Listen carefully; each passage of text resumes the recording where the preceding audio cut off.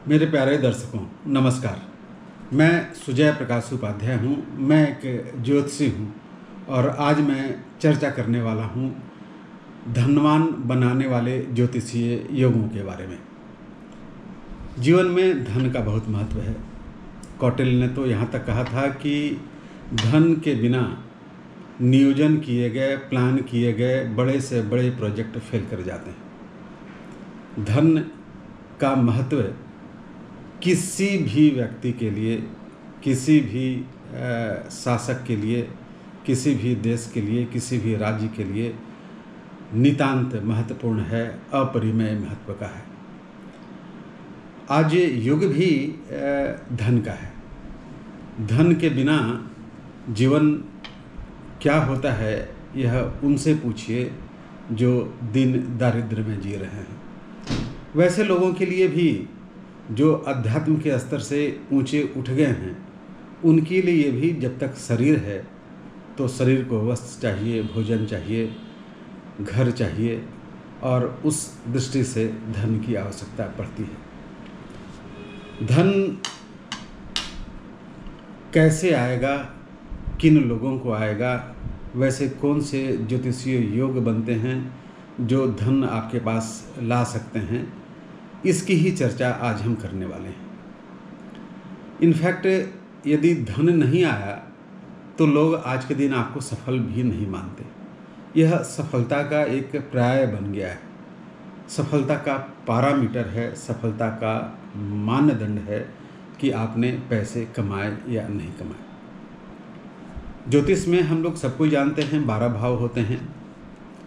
दूसरा भाव और 11वां भाव, एक धन का भाव है, एक आय का भाव है। इन दोनों के बीच यदि किसी तरह का संबंध स्थापित होता है, क्या क्या संबंध हो सकता है? या तो दोनों साथ बैठ जाएं, या दोनों एक दूसरे के घर में बैठें स्थान परिवर्तन करके, या धन भाव में धने से सौग्रही होकर बैठे, आय भाव में आय से सौग्रही होकर बैठे, तो धन का बाहुल्य होता है। धन भाव का संबंध त्रिकोणों से हो जाए, जैसे दूसरे भाव का संबंध 5वें भाव से, दूसरे भाव का संबंध 9वें भाव से, तो भी धन योग बनता है।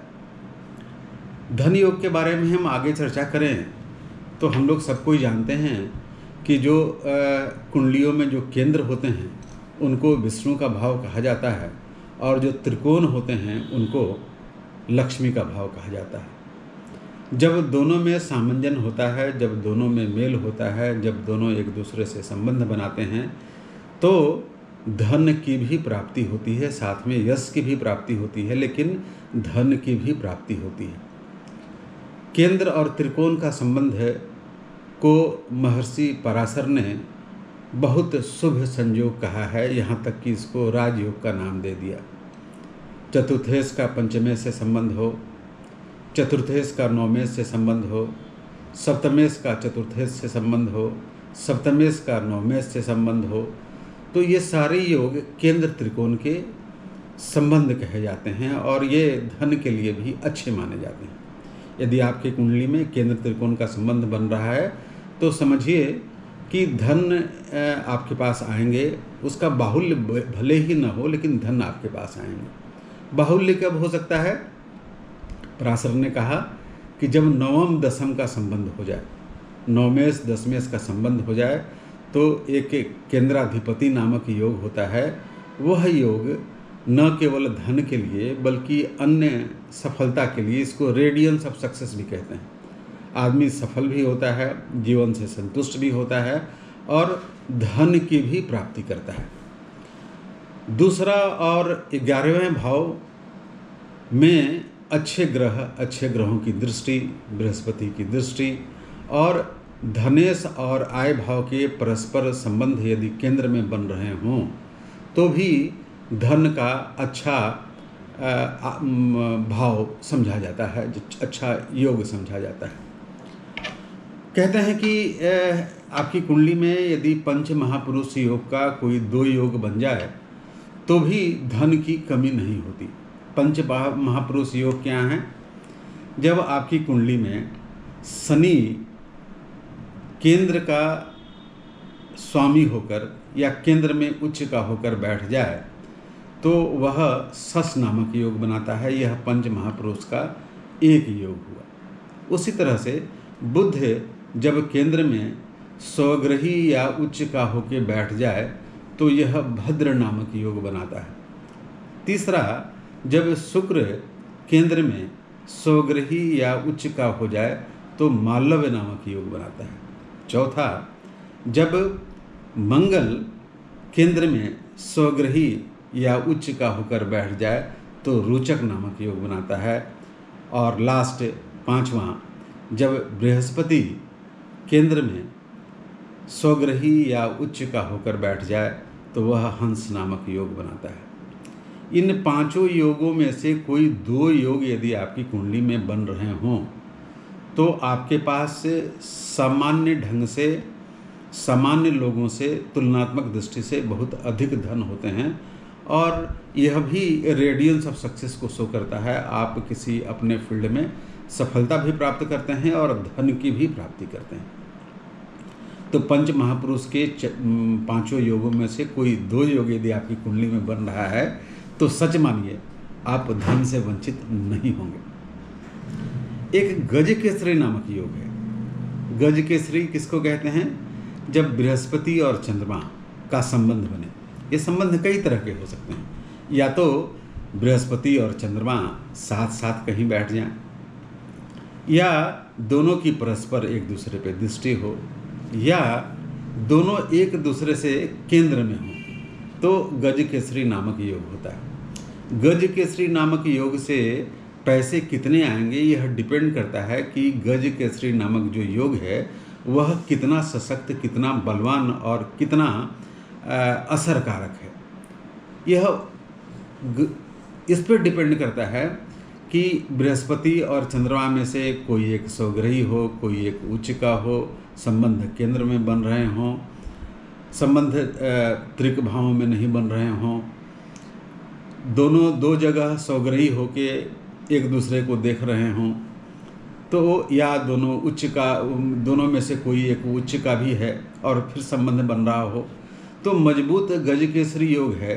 तो यह एक बहुत ही अच्छा योग माना जाता है, न केवल धन के लिए बल्कि बाकी सफलताओं के लिए भी। एक योग मैं बराबर चर्चा करता हूँ, वह योग है महाभाग्य योग। वह महिलाओं के लिए और पुरुषों के लिए अलग अलग होता है। मैं कई बार कह चुका हूँ कि पुरुष की कुंडली में यदि विषम राशि का लग्न, विषम राशि का सूर्य, विषम राशि का चंद्रमा और दीन का जन्म हो तो महाभाग्य योग होता है। महाभाग्य योग वाले लोगों के पास भी मैंने धन की कमी नहीं देखी है, उन्हें भी धन की प्राप्ति खूब होती है। एक बात और मैं कहूँ, महिलाओं के लिए यह योग ठीक उल्टा हो जाता है। सम राशि में लग्न, सम राशि में चंद्र, सम राशि में सूर्य और रात्रि का जन्म, तो महिलाओं के लिए यह महाभाग्य योग होता है। ऐसे महिलाएं दरिद्र से दरिद्र घर में जन्म लेके भी रानी बन जाती हैं। ऐसा मैंने अपने 31 वर्ष के जीवन में देखा है। जिसकी कुंडली में यह स्त्री महाभाग्य योग बनता है वह भी बहुत अच्छा योग माना जाता है धन के लिए।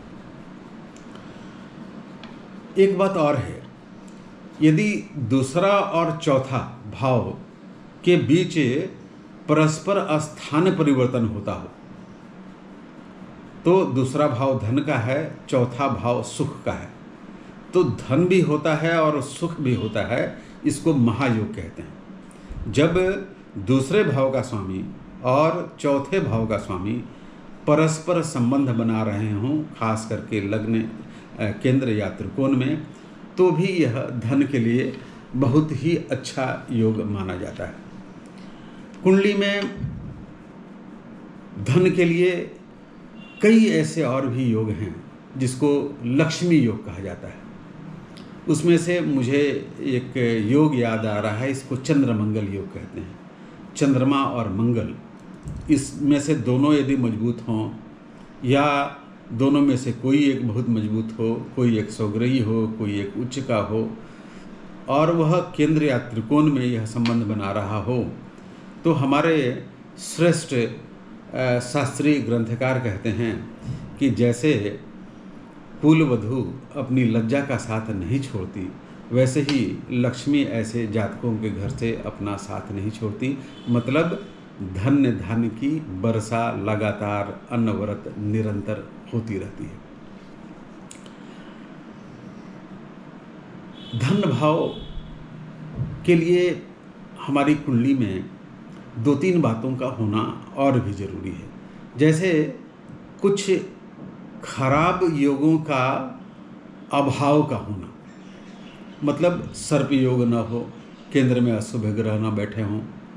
दूसरा, आपकी कुंडली में बृहस्पति जो सबसे शुभ ग्रह हम मानते हैं ज्योतिष के रूप में, वह पीड़ित न हो, वह राहु के साथ चंडाल योग न बना रहा हो, तो बाकी ग्रह यदि अच्छी स्थिति में हैं, योग बनाते हुए हैं, तो वह योग फलित होता है।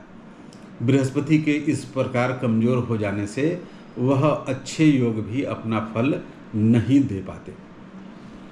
कभी कभी बृहस्पति को जब केंद्र आधिपत्य दोष भी लगता है, तो अच्छे योग होते हुए भी जो धन की प्राप्ति होनी चाहिए थी वह नहीं हो पाती। जैसे मीन राशि में यदि बृहस्पति लग्न में ही बैठा हो, तो वह केंद्र आधिपत्य दोष से है, हंस योग बना रहा है, लेकिन फिर भी वह इस दोष के कारण अपना पूरा फल नहीं दे पाता और बाकी ग्रहों के फल को भी कम कर देता है। तो यह बात हुई आज के दिन धन की बात करें तो इसमें 2-3 बातों को और भी देखना जरूरी है।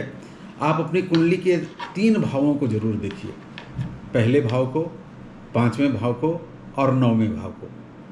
पहला भाव आपका लग्नेश है, उसकी स्थिति क्या है। 5वां भाव आपका विद्या का भाव है और वह त्रिकोण भी है, पहला त्रिकोण है।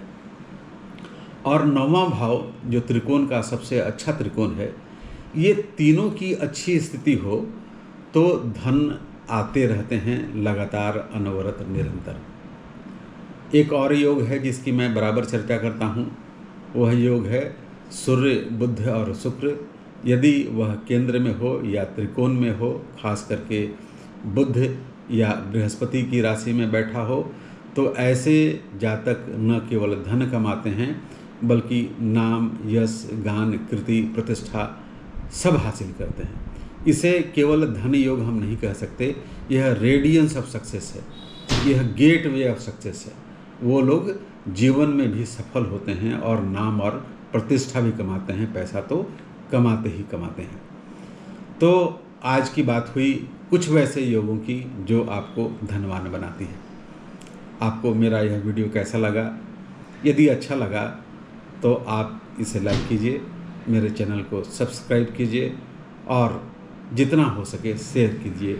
मैं आपका आभारी रहूँगा। आपका नमन, आपको नमस्कार, आपको प्रणाम।